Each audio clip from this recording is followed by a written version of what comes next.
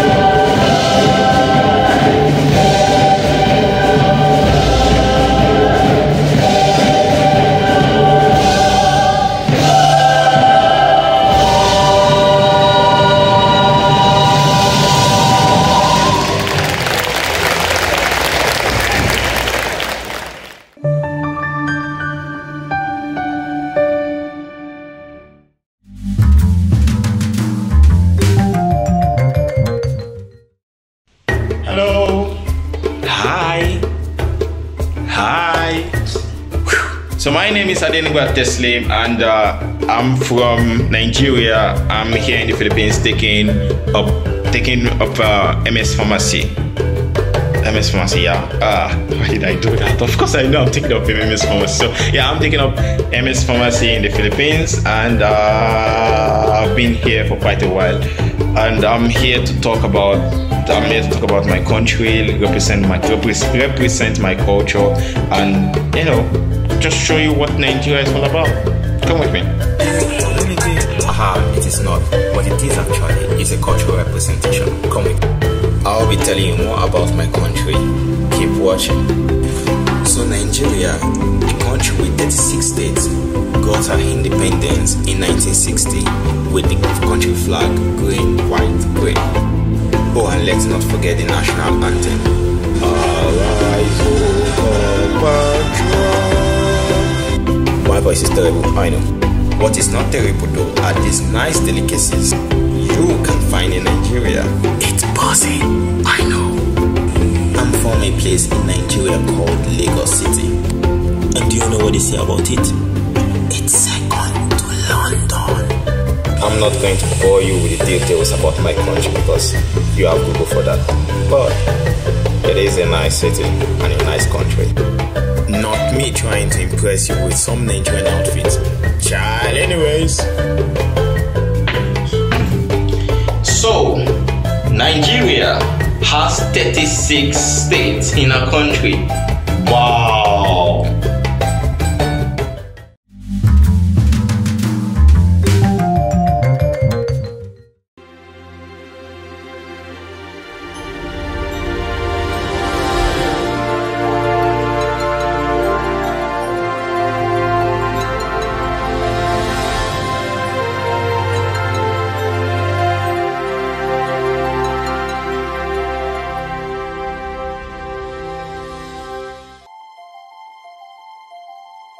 Mimpi adalah kunci untuk kita menaklukkan dunia. Berlarilah tanpa lelah sampai engkau meraihnya. Laskar pelangi takkan terdekat waktu.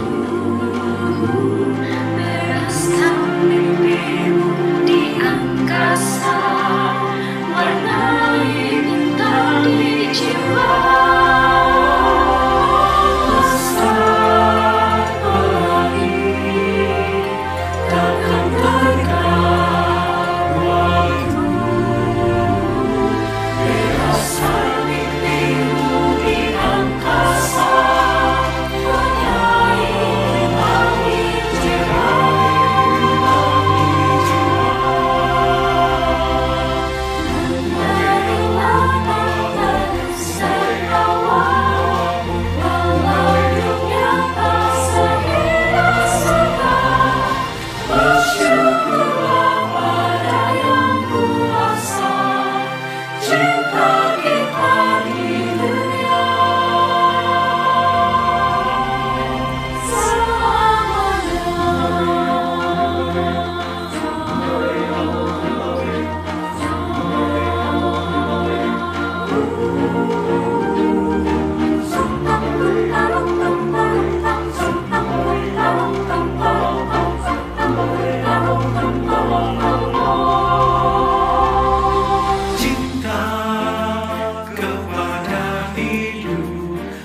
Memberikan senyuman abadi, walau hidup kadang tak adil, tapi cinta lengkapi kita.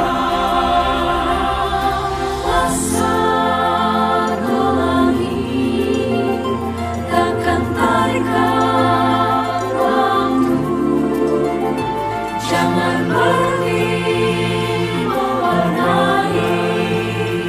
jutaan mimpi di bumi.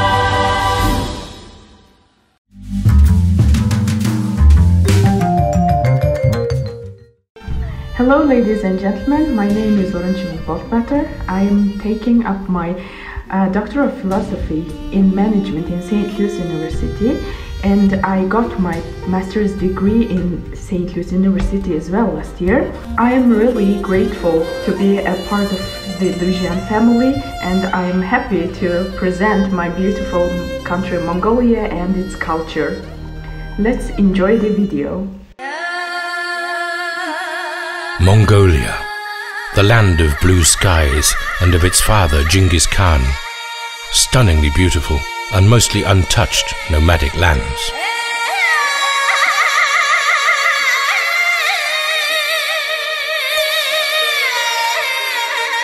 Mongolia, a melting pot for the senses. Taste the freedom, hear the vastness, smell the cold, see the tranquility, and feel the blue sky.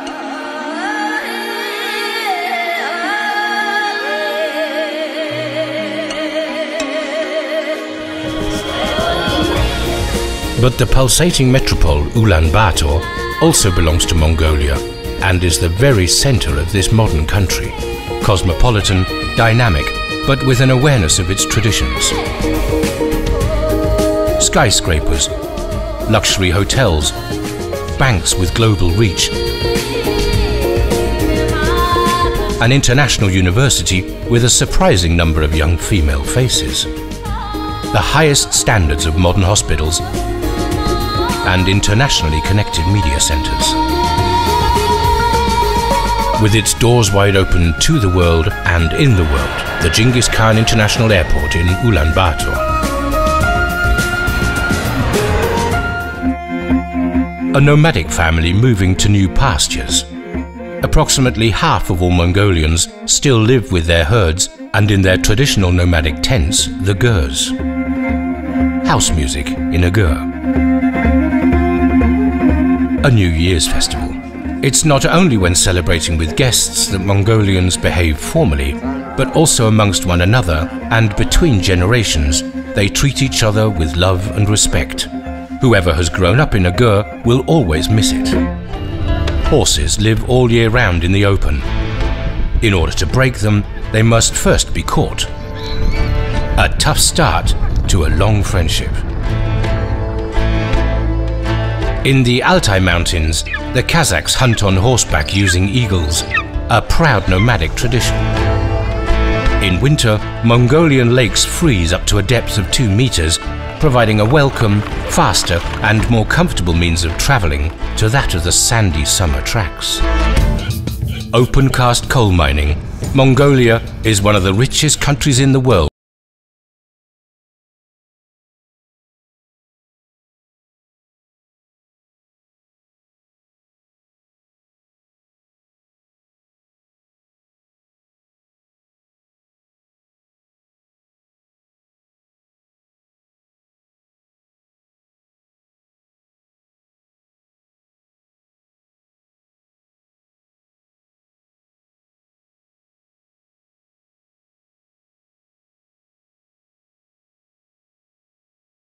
The desert.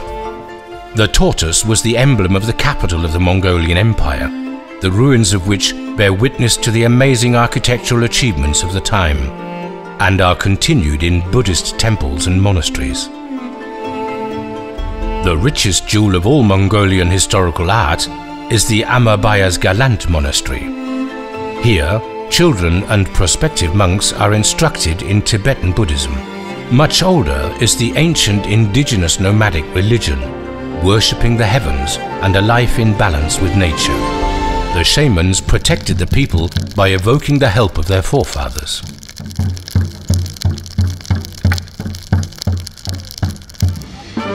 During the Nadam festival, the nation celebrates its independence and the nation's father, Genghis Khan.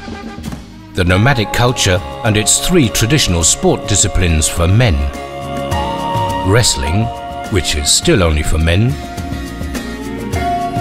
archery, where women have long since become involved; and a 27-kilometer horse race through the steppe.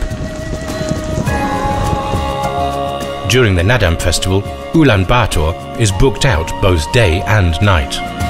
Every hotel, every event, and every seat in the opera house and in all the restaurants are taken.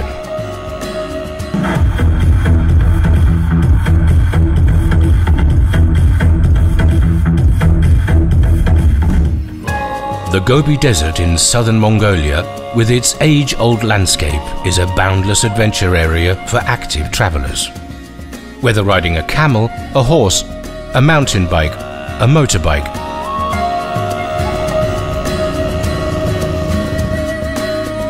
whether fishing, rowing, playing golf, or motocrossing, the Gobi is unique for people who appreciate sublime views and who, with luck, might also see rare desert animals.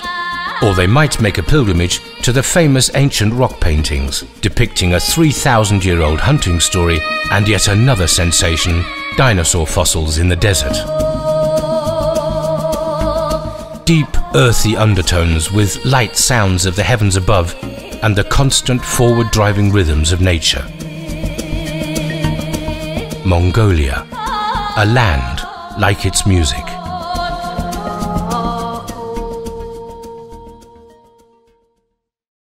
Thank you for watching the video and welcome to my amazing country, Mongolia.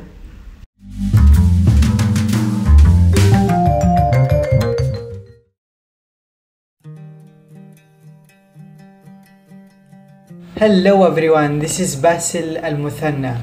I am a student in SLU as an industrial engineering for the second year.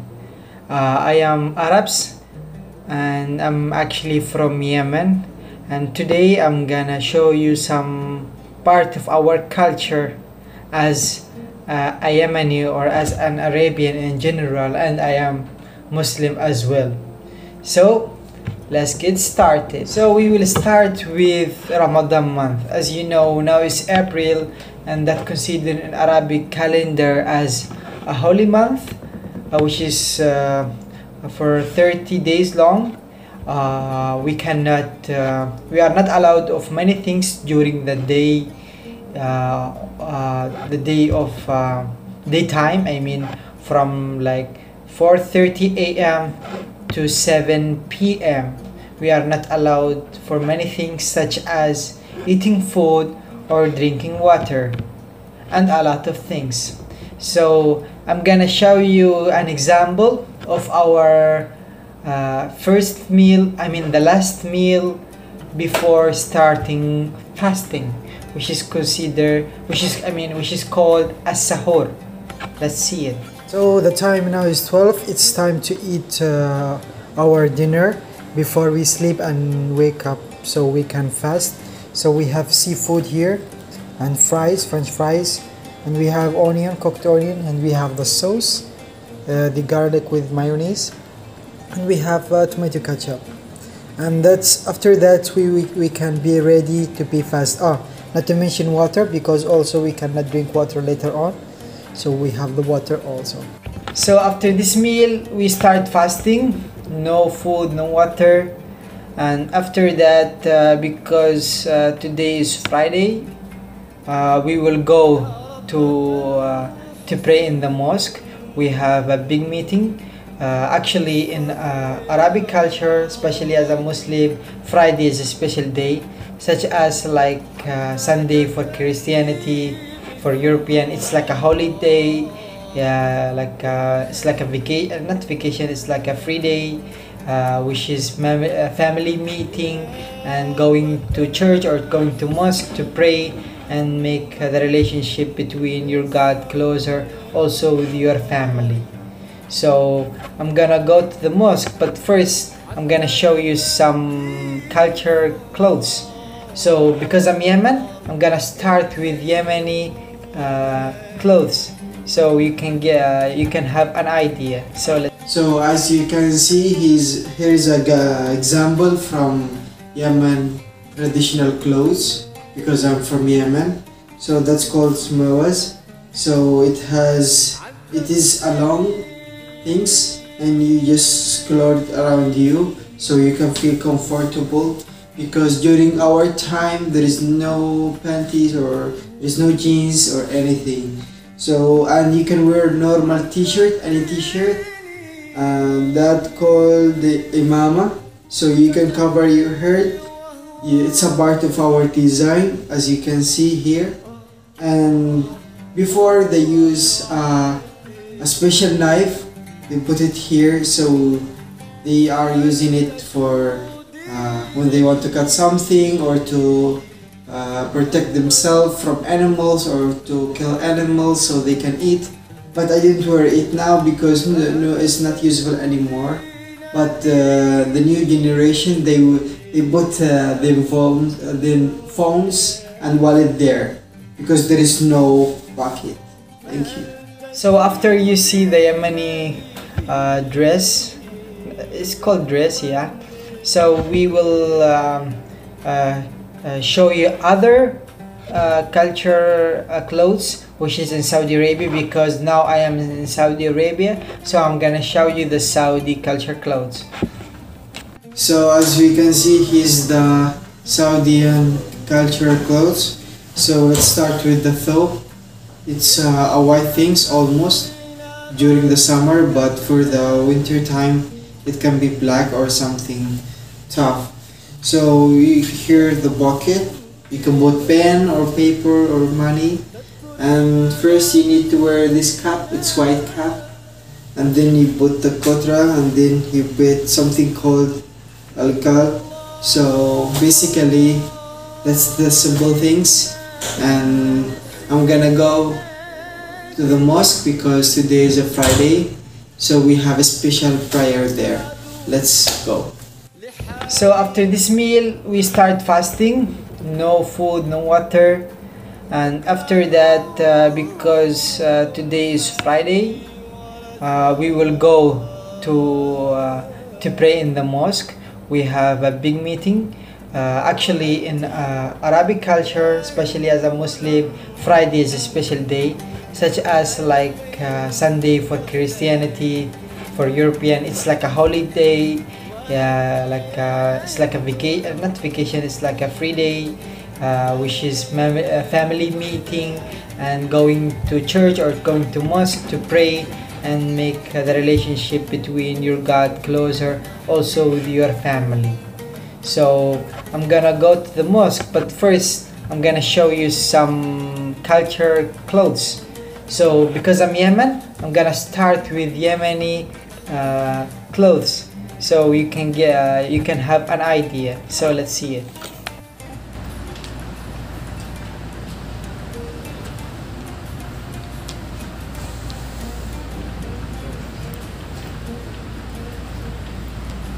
So after you see the Saudi culture clothes, I'm gonna show you some of the design that we make for the holy month of Ramadan.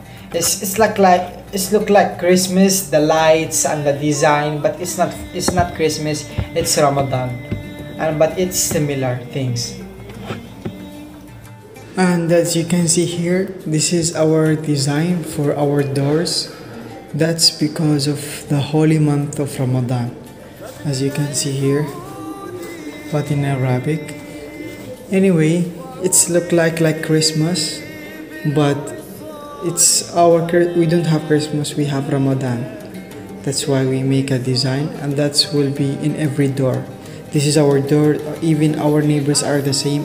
Also in other building, all make, it's like a Christmas, but it's different. It's for Muslims. It's called Ramadan month. So that's just an opinion about some of culture of Ramadan month, especially with Muslim and Arabs. Thank you. And then for the last, we're gonna show you the breakfast. We call it breakfast even if it's 7 p.m. because it's the first meal in the day. So let's have an idea. So as we can see here, that's our breakfast after fasting for whole day. I mean during daytime. So we have here sambusa. Sambusa is coming from India, but because of the globalization, we got it here in Middle East. We have dates. We have 3 because our Prophet advised us to get 3, and we have We have here the Bintu drink, and also we have called Khaliyat al-Nahal. It has inside cheese and outside is condiments. So that's our breakfast. It's quite simple, but because the stomach has long time that didn't eat, so we need to get something not heavy for the tummy. So that's just a very symbol of my culture, and I'm so happy that you are watching me and you are curious about my culture. That's make me feel proud. Thank you for listening. This is Basil Al-Muthanna.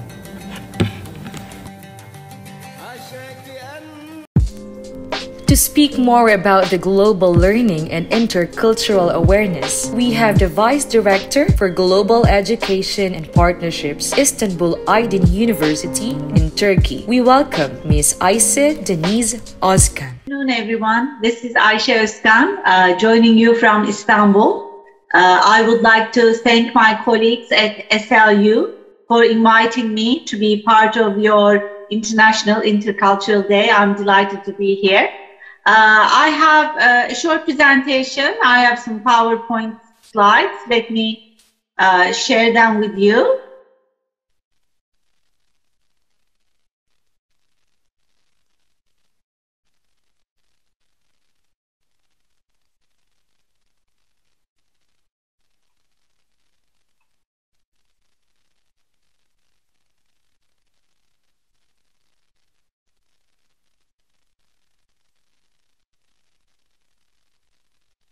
Here we go.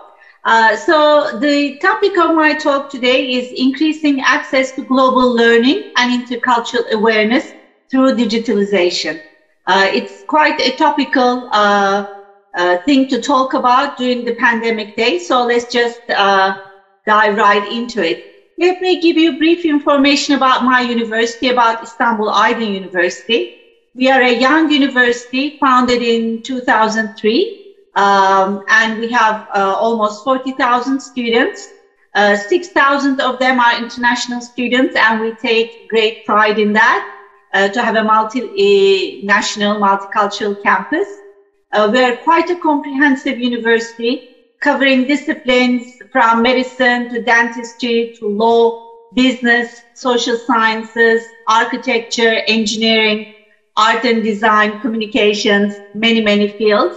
And we are located in the magical city of Istanbul. Istanbul is where two continents meet, Europe and Asia. And I hope that one day you'll have a chance to see Istanbul and visit our campus as well. About me, just a few words about what I do. I'm an international education professional of 15 years. I'm responsible for global education and partnerships at my university at the international office.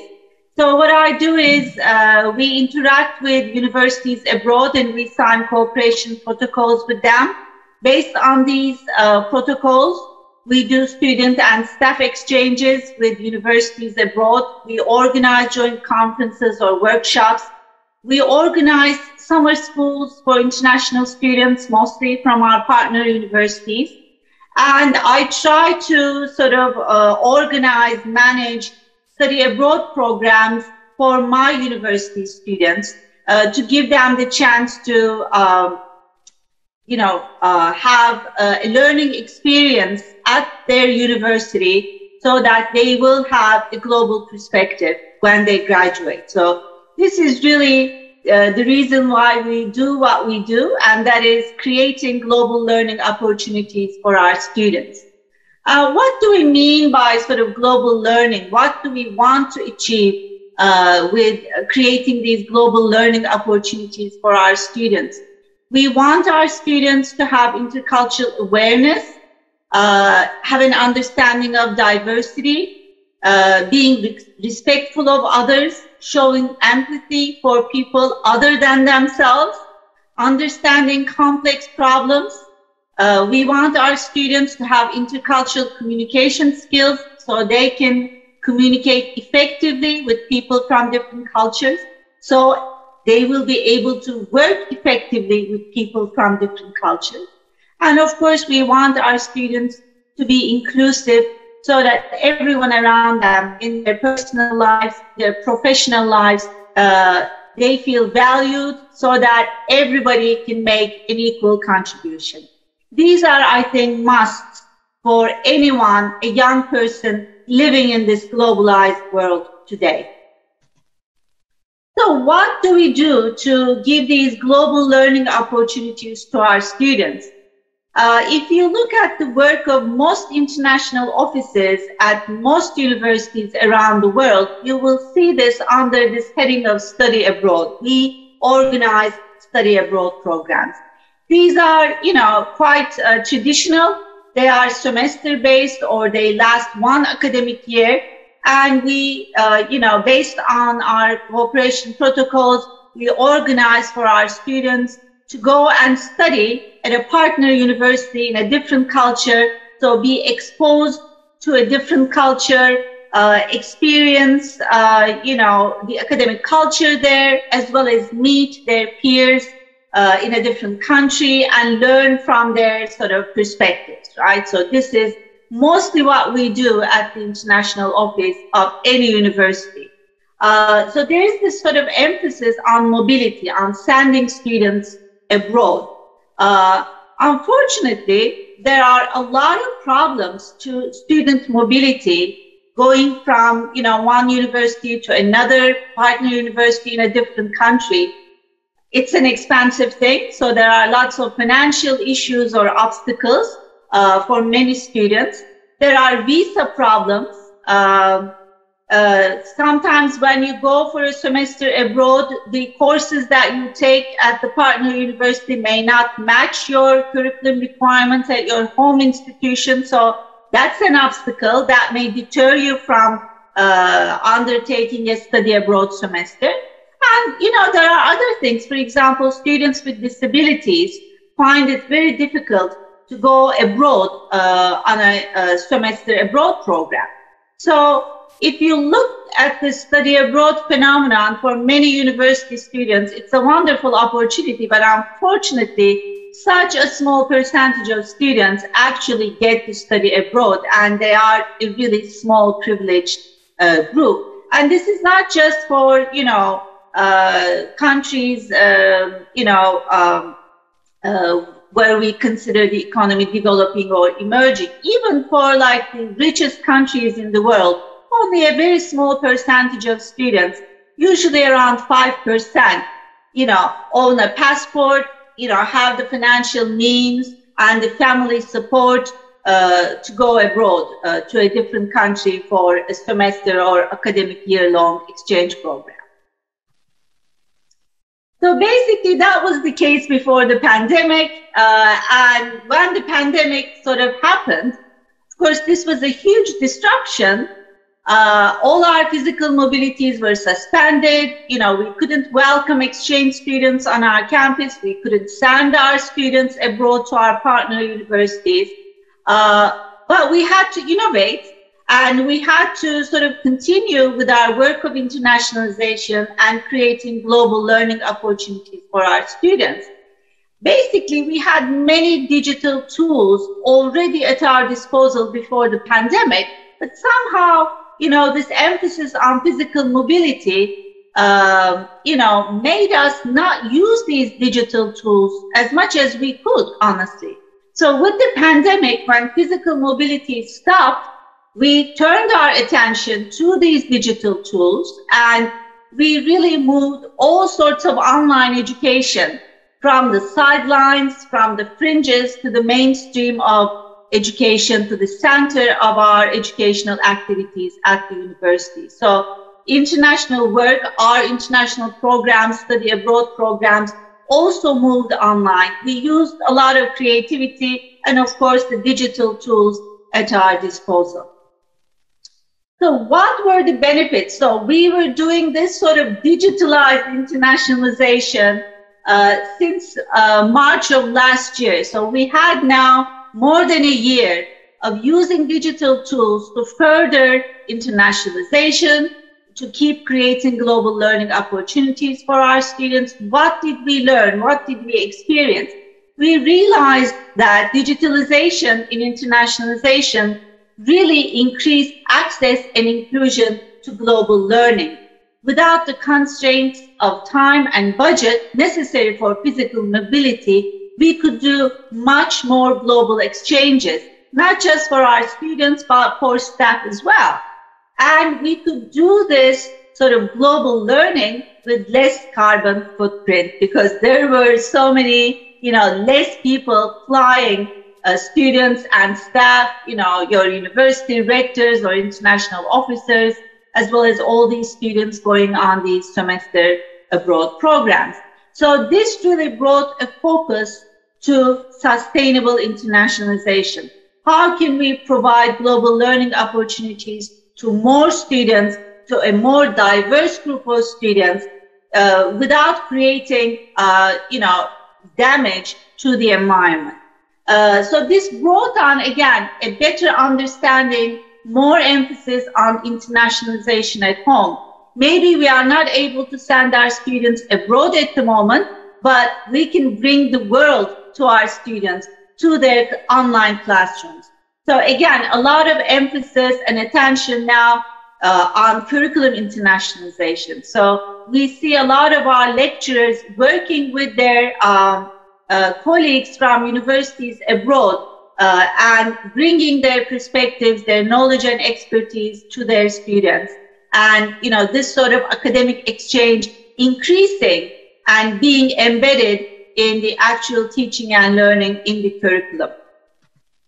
So let me just sort of give you examples of what we do from my university so that you can understand maybe more clearly and more concretely how this digitalization of internationalization or digitalization of global learning is sort of moving forward.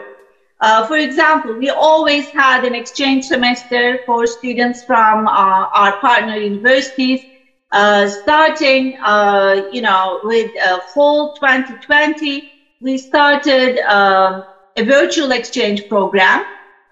So we allowed students from our partner universities to come and enroll in one online course with us.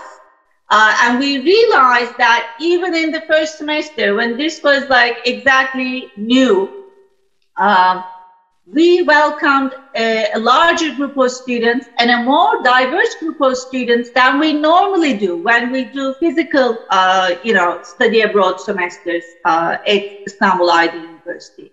So we welcomed, about 60 students coming from countries as diverse as Chile to Mexico to, Malaysia or Indonesia, etc. So really, it was an eye-opener for us. So because the students were taking only one online course and were not really in Turkey to experience Turkish culture, besides this sort of course, we organized some webinars, and students who completed these webinars and did an assignment, a paper, we gave them a certificate of intercultural learning. So we, these virtual exchange programs, of course, were organized by many of our partner universities abroad as well. So not only did we welcome international students with virtual exchanges, we had the chance to send many of our students to virtual exchange programs organized by our partner universities. Again, we quickly realized that we were able to send many more students on these virtual programs, and they were a much diverse group. And these students were not just going to sort of traditional destinations like, in Europe, for example, but they were going to, virtually going to countries such as Bangladesh, to Pakistan, to Japan, to Korea, to Brazil, etc. So especially students who were either studying foreign languages or who were taking as elective courses foreign languages really benefited from these programs. You see posters from some of our partner institutions announcing their programs. One, for example, from Kansai University in Japan. We had a call and we had, I think, 2 student quota for this program, but we had a lot of interest, and we ended up, sending like 10 students to learn about Japanese culture, social and business culture, as well as Japanese language, for example. That was excellent.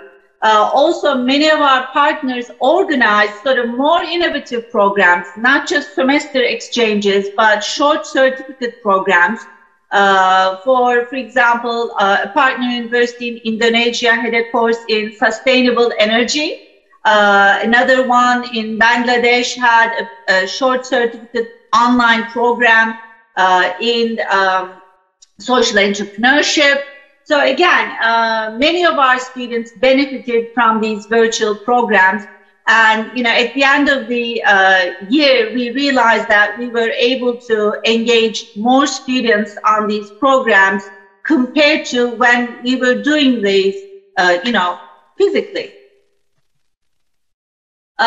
We have always had this summer program called Delightful Istanbul, summer and winter schools. And we always welcomed international students from our partner universities. Just 2 weeks in Istanbul, but students always had a wonderful time getting to know Istanbul, exploring the city sites, learning about Turkish culture, as well as making a lot of international friends from all around the world. So that was like really the attraction, not just the course that they were taking, when we were doing Delightful Istanbul online, on campus in Istanbul. Of course, with the pandemic, last year, we moved our Delightful Istanbul Summer School online. We organized a selection of online courses for students to choose from.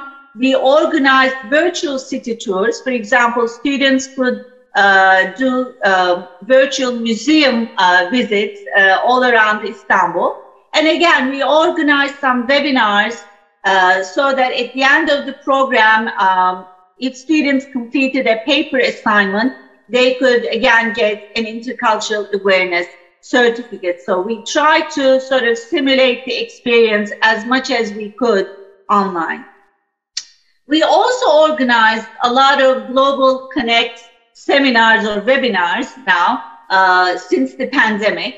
So we asked our partner universities to nominate some of their lecturers so they could give lectures to our students in their online classes. So this allowed our students to be sitting at home, taking their classes from our university, while also maybe being enrolled in a virtual exchange program with a partner university abroad. But while they are taking their own courses, they are hearing, lectures from many international academics. So being exposed to different sort of academic cultures, benefiting from the expertise and perspectives of different, academics from all around the world. So this was, again, very popular among our students. I think, I know it's not easy taking all your classes online. So this really broke up the monotony as well, just having guest lecturers from all around the world. We also organized webinars for our own academic staff for their professional development, as well as exchange of experiences. For many of our academic staff as well, moving their courses online was a novelty. So, for example, we organized webinars from international academics who are, specialized in this area of online course design and effective online teaching.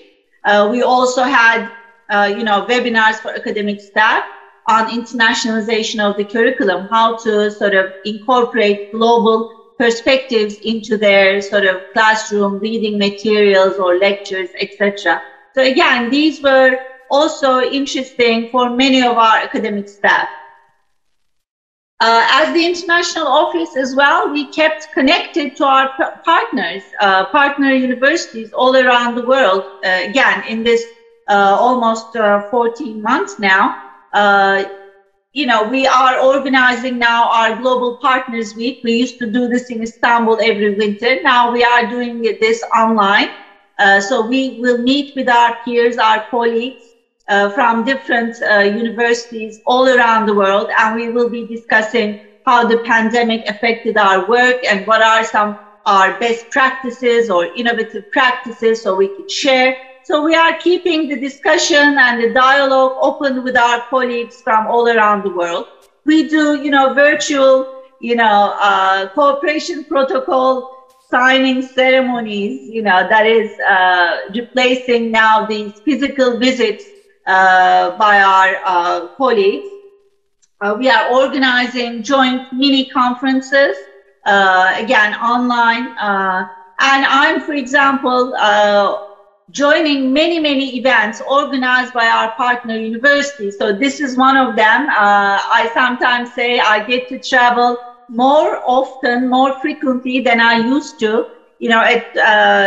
Within 1 week, I may be stopping Philippines, then going to Germany and then to Argentina, of course virtually, but again, this gives me the chance as a professional to keep connected to my colleagues and learn from them and really share my experiences as well.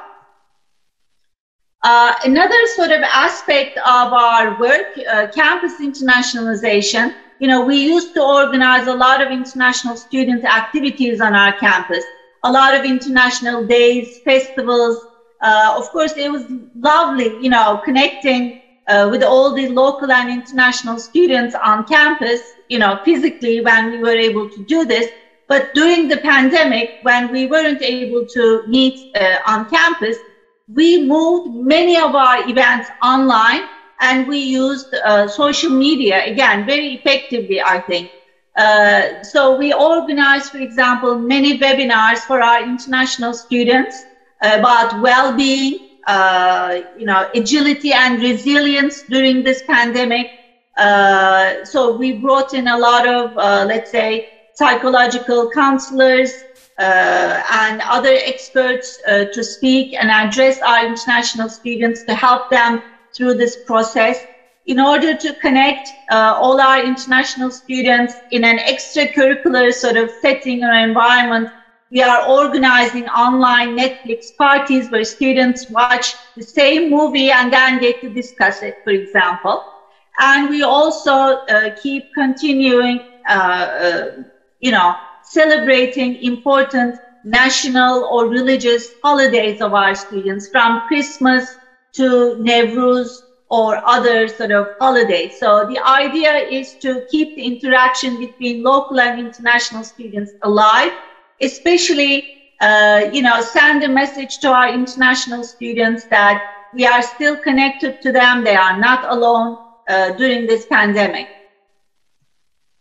So again, just giving examples from my own school, I hope it helps to understand that, if we can use these digital tools at our disposal, we can keep working on global learning opportunities. So this is again also my sort of recommendation for the students listening to us today. You guys, you keep global learning alive and well. It's been more than a year and maybe we have some more time before we can safely travel again, but we can keep connected and we can keep learning by making use of the digital tools. I would like to recommend all the students who are listening that they join a virtual exchange program, a summer course, or a certificate program. I'm sure if they ask the international office of their home university, the international office will be able to provide information, alternatives on various virtual programs organized at partner universities abroad. Again, I would like to recommend that students take an online foreign language class. This is, the perfect time, if especially you're under lockdown, to keep your mind working, to learn new skills, and especially learn a foreign language. So when it is possible to travel, you can do so, and maybe, more easily, because now you know a second or a third foreign language. Again, these language classes may be organized by your own university, by a partner university of your home university. So again, you can get information from your international office, or you can even look at independent providers like Coursera or FutureLearn. You can take a MOOC, a massive open online course on especially intercultural communication. I would recommend that. Or you can also do a virtual internship. This is, again, a huge, opportunity to do an internship at a different country, maybe work at a multinational company, and just from the comfort of your home, without having to spend any money, without having to get a passport or a visa, you can have a work experience in a different country, and this would hugely improve your employability after you graduate. Again, also, I would like to urge all the students to take the initiative themselves and organize various online activities so they can meet, your peers, local and international. So, if you have international students already at your university, reach out to them, organize some online activities where you discuss, various issues that are of concern to you, or just watch a movie together and just, share music together. So make sure that you organize some online activities, some extracurricular activities to, again, share your ideas, your perspectives with your peers. So this is all, from me. I would like to thank you for your attention, and I'm sending you my best wishes from Istanbul Aydın University. Greetings again from Istanbul. Take care. Stay safe, everyone. Bye-bye. Thank you, Isif, for the insightful discussion. The floor is now open for discussion. You may type in your questions in the chat box.